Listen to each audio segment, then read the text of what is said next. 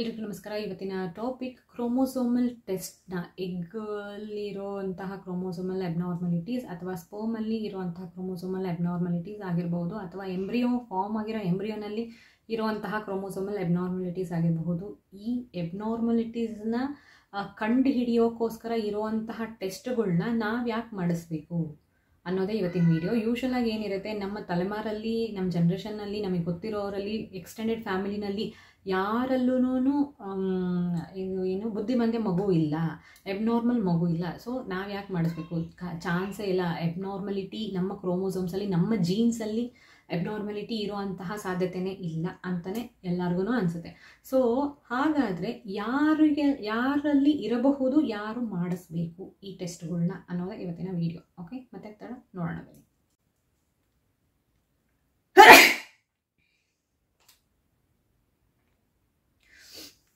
History of infertility, unable to conceive.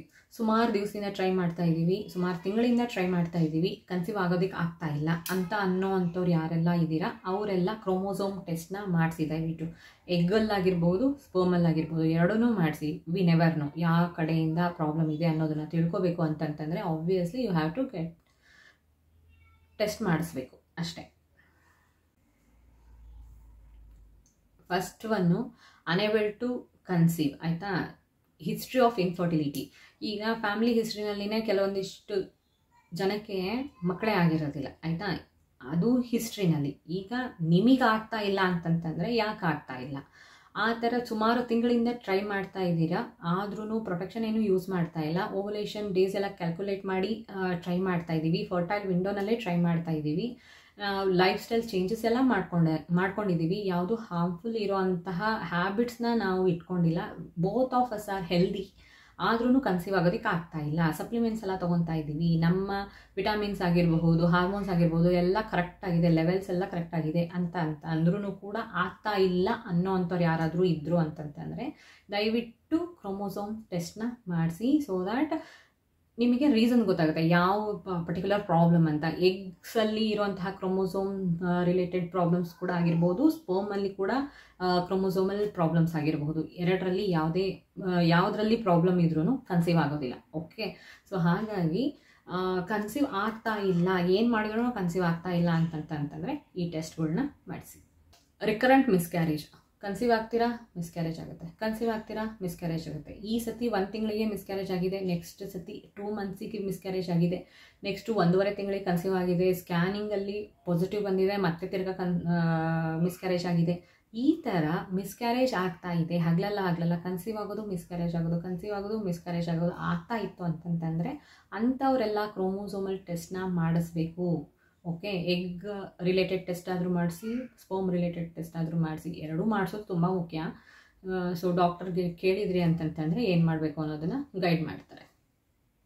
Advanced couple age. ಈಗ ಮದುವೆ ಆಗೋ ಏಜೇ ಜಾಸ್ತಿ ಆಗಿಬಿಟ್ಟಿದೆ.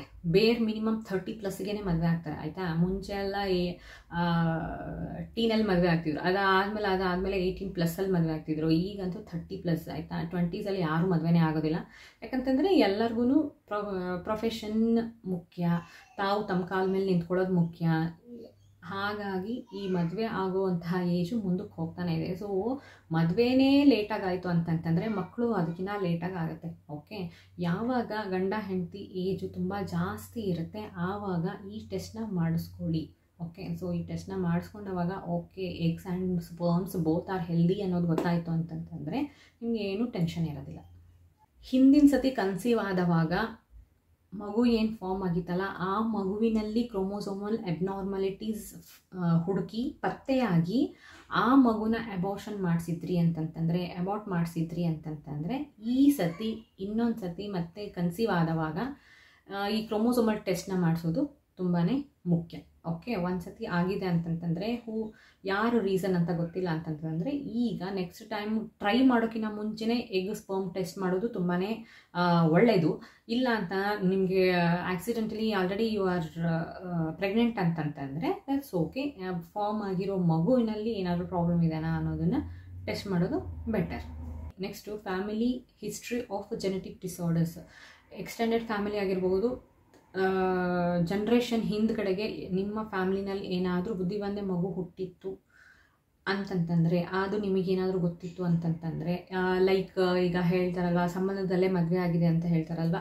ಸೊ ತುಂಬ ಜನ್ರೇಷನ್ವರೆಗೂ ಮಾವನ ಮಗನ ಮದುವೆ ಆಗಿರೋದು, ಈ ಥರ ಏನಾದರೂ ಸಂಬಂಧದಲ್ಲೇ ಮದುವೆ ಆಗಿರುವಂತಹ ಎಕ್ಸಾಂಪಲ್ಸ್ ಜಾಸ್ತಿ ಇತ್ತು ಅಂತಂತಂದರೆ, ನೀವು ನಿಮ್ಮ ಜನ್ರೇಷನಲ್ಲಿ ನೀವು ಕನ್ಸೀವ್ ಆಗಬೇಕು ಅಂದವಾಗ ಈ ಟೆಸ್ಟ್ಗಳನ್ನ ಮಾಡಿಸೋದು ತುಂಬಾ ಮುಖ್ಯ. ಸುಮಾರಷ್ಟು ಸತಿ ಇಂಪ್ಲಾಂಟೇಷನ್ ಫೇಲ್ ಆಗ್ತಾ ಇರುತ್ತೆ. ಓಕೆ, ಈ implantation fail most of the time ನಿಮಗೆ ಫರ್ಟಿಲಿಟಿ ಟ್ರೀಟ್ಮೆಂಟ್ಸ್ ತೊಗೋಬೇಕಾದ್ರೆ ಗೊತ್ತಾಗುತ್ತೆ. ಓಕೆ, ಎಂಬ್ರಿಯೋ ಫಾರ್ಮ್ ಆಗಿರುತ್ತೆ, IVF ಎಕ್ಸಾಂಪಲ್ ಆಯಿತಾ. ಎಂಬ್ರಿಯೋ ಫಾರ್ಮ್ ಆಗಿರುತ್ತೆ, ಅದನ್ನು ನಿಮ್ಮ ಯೂಟ್ರಸ್ನೊಳಗೆ ಹಾಕ್ತಾರೆ, ಆದರೆ ಇಂಪ್ಲಾಂಟೇಷನ್ ಆಗಲ್ಲ. ಇಲ್ಲಿ ಇರೋ ಅಂತಹ ಎಂಡೋಮೆಟ್ರಿಯಮ್ ಚೆನ್ನಾಗಿದೆ, ಆದರೆ ನಿಮ್ಗೆ ಹಾಕಿರೋ ಎಂಬ್ರಿಯೋನೂ ಆಬ್ವಿಯಸ್ಲಿ ಚೆಕ್ ಮಾಡೇ ಮಾಡ್ತಾರೆ. ಓಕೆ, ಆದ್ರೂ ಕೂಡ ಫೇಲ್ ಆಗ್ತಾ ಇದೆ ಅಂತಂತಂದರೆ, ಇಂಪ್ಲಾಂಟೇಷನ್ ಫೇಲ್ ಆಗ್ತಾ ಇದೆ, ರಿಪೀಟೆಡ್ಲಿ ಇಂಪ್ಲಾಂಟೇಷನ್ ಫೇಲ್ ಆಗ್ತಾ ಇದೆ ಅಂತಂತಂದರೆ, ಆ ಟೈಮಲ್ಲಿ ಎಗ್ ಆ್ಯಂಡ್ ಸ್ಪರ್ಮ್ನ ಚೆಕ್ ಮಾಡೋದು, ಕ್ರೋಮೋಸೋಮಲ್ ಎಬ್ನಾರ್ಮಲಿಟೀಸಿಗೋಸ್ಕರ ಎಗ್ ಆ್ಯಂಡ್ ಸ್ಪರ್ಮ್ನ ಚೆಕ್ ಮಾಡೋದು ತುಂಬಾ ಮುಖ್ಯ. IVFಲ್ಲಿ ದಿಸ್ ಇಸ್ ಬೇರ್ ಮಿನಿಮಮ್ ಸ್ಟೆಪ್ ಆಯಿತಾ. ನೀವು IVF ಟ್ರೀಟ್ಮೆಂಟ್ ಸ್ಟಾರ್ಟ್ ಮಾಡ್ತೀರಾ ಅಂತಂತಂದರೆ ಎಗ್ ಸ್ಪರ್ಮ್ ಕ್ರೋಮೋಸೋಮಲ್ ಅಬ್ನಾರ್ಮಲಿಟೀಸ್ ಏನಾದರೂ ಇದೆನಾ ಅಂತ ಫಸ್ಟ್ ಚೆಕ್ ಮಾಡಿನೇ then they will start the treatment.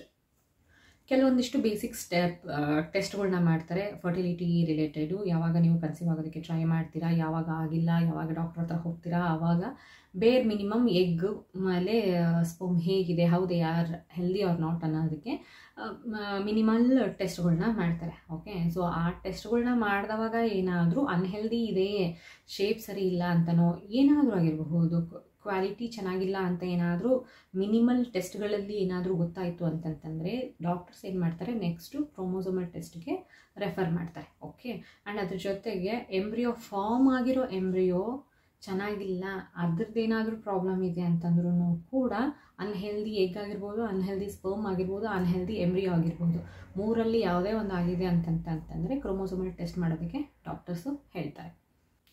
So ಇದಿಷ್ಟು ಎಕ್ಸಾಂಪಲ್ಸಲ್ಲಿ, ಇದಿಷ್ಟು ಸಂದರ್ಭಗಳಲ್ಲಿ ಕ್ರೋಮೋಸೋಮಲ್ ಟೆಸ್ಟ್ ಮಾಡಿಸೋದು ತುಂಬಾ ಮುಖ್ಯ ಆಯಿತಾ. ಸೊ ಟೆಸ್ಟ್ ಮಾಡಿದರೆ ನಿಮಗೆ ಗೊತ್ತಾಗುತ್ತೆ ಏನು ಪ್ರಾಬ್ಲಮ್ ಇದೆ, ಏನು ಮಾಡಬೇಕು ಅನ್ನೋದನ್ನು ಆಯಿತಾ. ಟೆಸ್ಟ್ ಮಾಡಿಸ್ಬೇಕಲ್ಲ ಅಂತ ದಯವಿಟ್ಟು ಹೆದರ್ಕೊಳ್ಳೋದಕ್ಕೆ ಹೋಗಬೇಡಿ.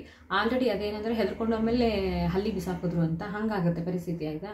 ಅದು ಅರ್ಥ ಆಗುತ್ತೆ ನನಗಿಲ್ಲ ಅಂತಲ್ಲ, ಬಟ್ ನೀವು ಟೆಸ್ಟೇ ಮಾಡಿಸಿಲ್ಲ ಅಂತಂದರೆ ನೀವು ಟ್ರೀಟ್ಮೆಂಟ್ ಏನಕ್ಕೆ ತೊಗೋತಾ ಇದ್ದೀರಾ? ಸುಮ್ಮನೆ ಬ್ಲೈಂಡಾಗಿ ಏನೋ ಟ್ರೀಟ್ಮೆಂಟ್ ತೊಗೊಂಡು ನಿಮಗೆ ರೂಟಲ್ಲೇ ನಿನಗೆ ಪ್ರಾಬ್ಲಮ್ ಇದ್ದು ಮೇಲ್ಗಡೆಗೆ ಮಾತ್ರ ನೀವು ಮೆಡಿಸಿನ್ ಹಾಕ್ತಾ ಇದ್ದರೆ ನಿಮಗೆ ಒಳ್ಳೆ ಫಲ ಎಲ್ಲಿಂದ ಸಿಗುತ್ತೆ?